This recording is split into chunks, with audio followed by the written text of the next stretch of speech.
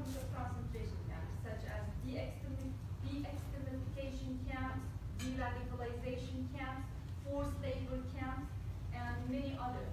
And the leading scholar, Adrian Zeng, defined 8 types of function and design of the vocational intern. That's right, there's a reason for that. Sorry, I want the audience to make sure that they Excuse me, I was confused. What was it? What's that? I'm just pointing.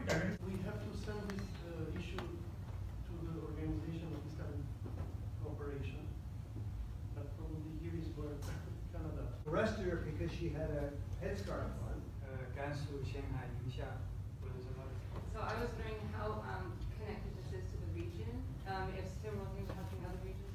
Actually, I would mention Tibet in this, like China has had a long-standing colonization, if you may, of the Tibetan people, and they've lived in India. I'm not an economist, but I mean, this is like having a free trade agreement with Nazi Germany in August of 1939. It just doesn't make sense, and we have to stand up against it. We have to stand up against Confucius Institutes. Yes. We have to